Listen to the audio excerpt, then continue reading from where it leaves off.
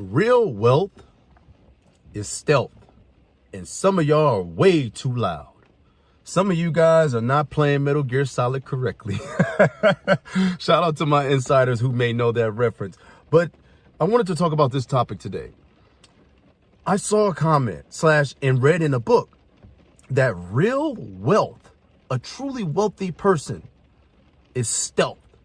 They move a certain way that you really can't tell, do they have it? Do they not have it? Are they poor? Are they rich? Are they somewhere in the middle? Well, that's because they're not trying to be too loud with their possessions. They're not trying to be too loud about what they have going on in their bank account and in their assets and even in their savings.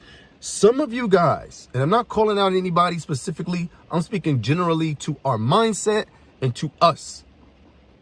We always want to be so loud when it comes to proving how much wealth that we have. We want to flash stacks of money. We want to drive the latest car, the 2025s, the 2024s. We want to keep the tag of what we're paying for our cars on the window instead of taking that junk off. We want to get on these platforms and talk about all this money we're always making. But the true indicator that I'm learning as I'm reading so many different books, looking at so many other different millionaires, is that the truly wealthy, they move with stealth. They are quiet. They are not too braggadocious. They are not too outright. I'm about to just be funny here. How many times do we need to see some of these entertainers, these artists, these rappers? All they talk about is the material possessions. All they talk about is the flashiness. And you would bet not too long after you'll hear an article about how that rapper has spent it all. That artist has lost it all. Because we're all so caught up in finding our value of people's opinion. We're finding our value through what people think of us because of our possessions. We think that our possessions will make us more valuable in society just on an appearance standpoint. And on a monetary standpoint, it just doesn't work like that.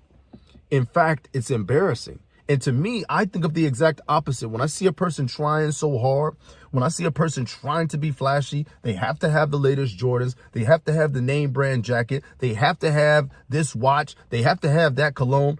I am not saying you can't like nice things. So I'm going to get these comments in my comment section. Oh, just because you don't want to enjoy nice things or let people buy what they want or YOLO. Y'all know my motto. Go for it. Go have fun. Go buy and spend as much as your money as possible, if that's what you want to do. But for any other regular common person who's trying to take a common sense approach to actually building wealth, saving some money, making sure you're out of debt, because I am huge on making sure you're out of debt on my channel, then these are the type of reminders and videos that you need in order to not be swept up and caught in the masses. See, we as human beings, we always want to find somewhere to fit in, especially in society. We want to find the perfect group of people that we can fit in with so that we could perhaps add our value to the group and be one of the team, be one of the crew. But the problem with this is monkey see, monkey do. The blind leading the blind. And for anyone who may idolize some of these entertainers, these rappers, these artists, everybody who advocates spending your money on such a reckless and ridiculous sense, those are the people's habits that you will eventually pick up because you think that that's what wealth is. You think that that's how you get ahead in life because of the chain that you're wearing. You think because you have this $1,000 watch on your wrist that you're an indicator of true wealth. Well, let me tell you something. By now, y'all know how I roll. You guys may not know everything I got going on in my bank account, and that's on purpose. I don't want you to exactly know. I just want you to know that I'm living my life in a certain way that requires sacrifices that is getting me closer to the goals that I have for myself. Like, if you haven't heard, driving my 99 Toyota Camry, up and back from work, A to B, give me my money, get back home. That's what I'm all about. And I don't really care about what your opinion of me at the stoplight really means. I don't know you. I'm not going to know you. And you have no significance on my life. And not to be mean, but I'm just being real. Those 5 seconds that we interact, maybe at the stoplight, Your opinion won't sway how I'm living my life. So that's just it. We place so much stock and value into others' thoughts of us that our investments are tied up in their opinions. So instead of investments going to actual investment accounts, instead of savings going into actual saving accounts, instead of money having checking to cover your bills and staying debt free, we tie our investments up into others' opinions. And we think that the wealth that we display on an outwardly level will impact their opinions of us to raise it, to make it higher, to make us more valuable. And that couldn't be further from the truth, guys. Listen, I'm not saying you can't have nice things. I talk about this a lot in all my videos. If you've worked hard and you've done the correct preparation and you've done the due diligence and the sacrifice to reach a certain goal and you want to have something nice, you want to do something nice for yourself, I am 1000% in favor of you doing something nice for yourself, doing something nice for your loved ones, doing something nice for a friend. 100,000% in favor for you enjoying the labor of your hard work. The fruits of your labor, you are allowed to enjoy it. But I'm talking about when you are not even at the place you want to be, but yet you want the status and the validation of those who may have done the actual preparation to get to where they want to be. You want to be like them, but you want to take a shortcut. So you go getting credit. So you go into debt. You buy things that you know you cannot afford. You're robbing Peter to pay Paul. You're taking from your debt to add to more debt. And I'm trying to tell you guys, listen, it's not worth it, man. One of your biggest wealth assets that you have is your mind. Cultivate your mind. Invest into your mind. Learn financial literacy. Get rid of what you thought you knew. Get rid of the earthly and outwardly indicators of wealth and success. Get rid of that. I am challenging you to go rebuild the financial knowledge that you have been taught or that you have subconsciously assimilated over your course of just growing up, being alive, and seeing how other people move with money. We even get it twisted to where even if we see a family member doing really well with money, we automatically think, man, I'm trying to be like them. But then they may be using these same indicators to say, hey, I'm wealthy.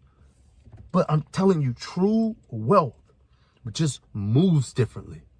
I've been reading a book and it's been talking about, you guys probably know it, The Millionaire Next Door. I've been really reading that book because I have videos coming for you guys where I'm going to talk about the top 5 or 10 lessons that I learned from the book.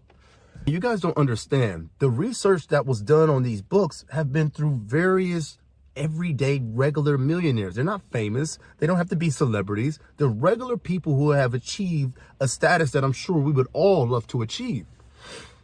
And when you guys start reading about how they actually move, man, it's not just income either. Everybody thinks, oh, I got to get paid a lot. I got to get income. There are broke nurses. There are broke doctors. There are broke lawyers. There's broke people everywhere if you don't have a sense of control. Or if you are lacking that knowledge to actually handle that in which you are receiving. See, the knowledge and application of what you're receiving is more important than the raw numbers itself. I'm starting to learn that now. And when you actually see the way or read about the way that these millionaires move, man, they're smart. They know what's going on. They know their value. They don't need a car to validate their existence. They don't need a car note to validate how hard they've worked. They're driving 7 to 8 to 9-year-old cars. While you're so busy about worried about what a person at a stoplight think about you, a millionaire is driving a 2010, 2009 Camry, and their bank accounts are fat. Speaking of fat, a lot of us are financially fat. What do I mean by that? Just like you would go to the gym to tone your body, gain muscle, get all fit. Some of us have so many different holes in our pockets. Some of us have so much fat around our financial gut that we have been doing nothing to actually shave off the fat. We've been doing nothing to keep ourselves in shape. We've been doing no crunches. We ain't been doing no bicep curls. We ain't even been touching no chest press. And we dang sure haven't touched any legs, because we are so focused on what we can show other people that we're just consuming to the point where we're financially fat. And the truth is, we all need to go to the gym. I'm learning so much by reading all the time, guys, about these finances, and I'm going to continue to share with you guys everything I know. But remember, true wealth is stealth, man. The people who need something fixed on their car, and then you notice they just get it fixed, no complaining, no nothing. What should be an emergency is just a minor inconvenience. That's the people that I'm talking about. Those are the people who got the wealth. They can get something fixed on their car without going into debt at all. Easy. Because they've done the preparation to be where they need to be in case an emergency has happened. Hey, thank y'all for listening to me. I love these car rants. I get it all out of my head. And I just sincerely want the best for every single one of my viewers, man. I love y'all. I'll see y'all in the next video. Move quietly. Stop being so loud. Peace.